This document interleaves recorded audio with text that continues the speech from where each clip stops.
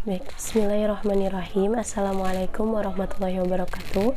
Perkenalkan, nama saya Salma Mutia Ananda Rahmat, semester 7B2, program studi Pendidikan Agama Islam. Di sini saya akan memaparkan tentang bagaimana merintis usaha baru dan model pengembangannya. Yang pertama, ada cara masuk dunia usaha.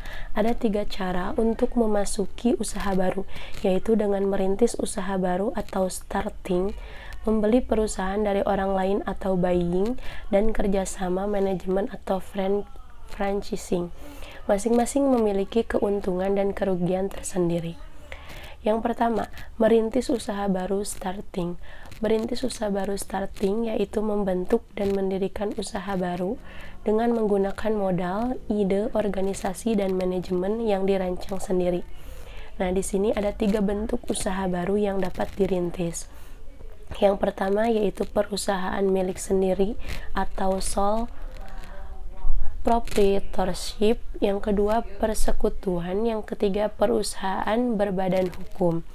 Menurut hasil survei yang dilakukan oleh Peggy Lambing, sekitar 43% responden atau wirausaha mendapat ide bisnis dari pengalaman yang diperoleh ketika bekerja di beberapa perusahaan atau tempat-tempat profesional lainnya. Sebanyak 15% responden telah mencoba dan mereka merasa mampu mengerjakan dengan lebih baik. Sebanyak 11% dari wirausaha yang disurvei memulai usaha untuk memenuhi peluang pasar, sedangkan 46% lagi karena hobi.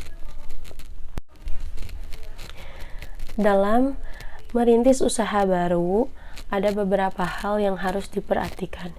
Yang pertama, bidang dan jenis usaha yang dimasuki. Beberapa bidang yang bisa dimasuki diantaranya yaitu: yang pertama, bidang usaha pertanian, meliputi pertanian, kehutanan, perikanan, dan perkebunan. Yang kedua, bidang usaha pertambangan, meliputi galian pasir, galian tanah, batu, dan bata. Yang ketiga, bidang usaha pabriksasi, yaitu perakitan dan sintetis. Yang keempat, bidang usaha konstruksi, meliputi konstruksi bangunan, jembatan, pengairan, jalan raya.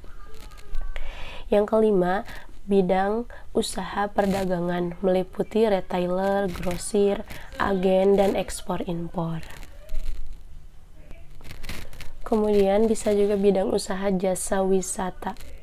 Nah, jasa wisata ini terbagi ke dalam 3 kelompok usaha wisata. Yang pertama, usaha jasa parawisata. Yang kedua, pengusahaan objek dan daya tarik wisata. Yang ketiga, usaha sarana wisata. Nah, kemudian ada bentuk usaha dan kepemilikan yang akan dipilih. Ada beberapa kepemilikan usaha yang dapat dipilih.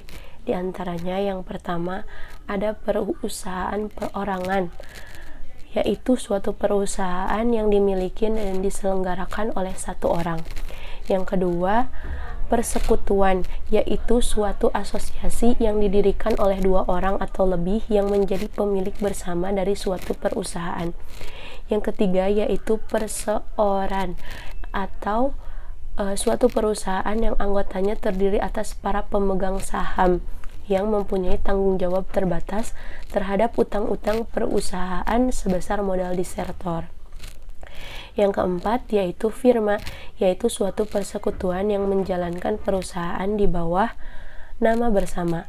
Bila untung, maka keuntungan dibagi bersama, bila rugi, maka kerugian juga ditanggung bersama. Kemudian kita akan menentukan tempat usaha yang dipilih.